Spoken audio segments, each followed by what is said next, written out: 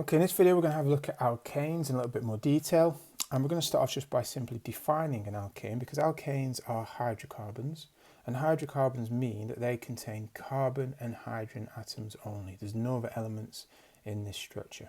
Okay, we also say that alkanes are saturated, and what that means is that the structure contains carbon-carbon single bonds.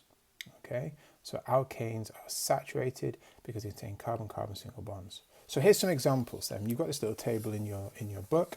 I'm going to use this to help me to show you some examples of these. Okay, so first of all, let's pick on the simplest alkane. Simplest alkane is methane. I'm going to flip that to a different colour to write in just to make it easier for you to see. It's methane. Notice alkanes all end in ane to help us know that they are alkanes. They are saturated with hydrocarbon. Methane contains one carbon. You should remember that carbon is in group 4. Carbon wants to make 4 bonds. So 1, 2, 3, 4 bonds. And the elements that must be bonded to this are hydrogen because it's a hydrocarbon. Okay. This gives you a formula of CH4. I just realised I've got those in all around, but that's okay. This gives you a structure of CH4, and this is how that would appear. Okay. Let's pick the next one. So here we're going to have eth.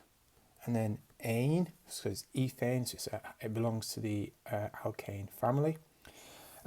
Ethane contains 2 carbons, C2. I'm just going to put C2 there for a moment, because what I'm going to do now is draw those 2 carbons. Notice the single bond between them.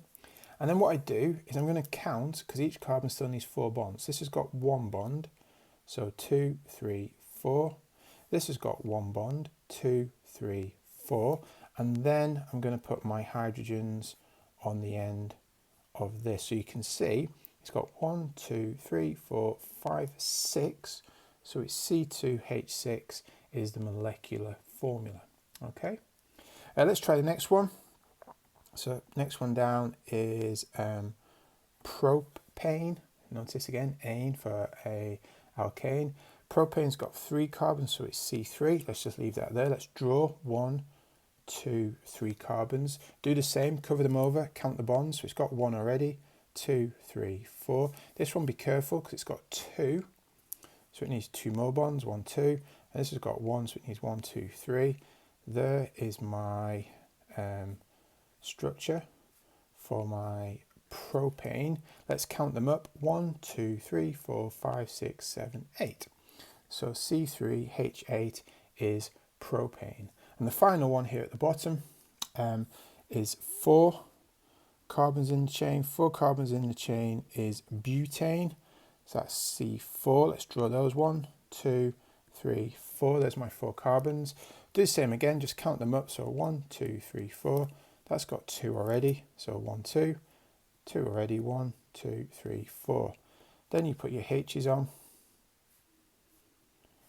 And you count them up. And you will find that it's 1, 2, 3, 4, 5, 6, 7, 8, 9, 10. H10. Okay. When you look at the molecular formulas, you will notice that the general formula fits this pattern. So it's CnH2n plus 2.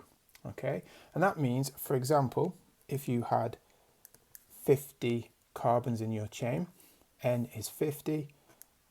The number of hydrogens would be 2 times n, so 2 times 50 is 100, add 2 is 102.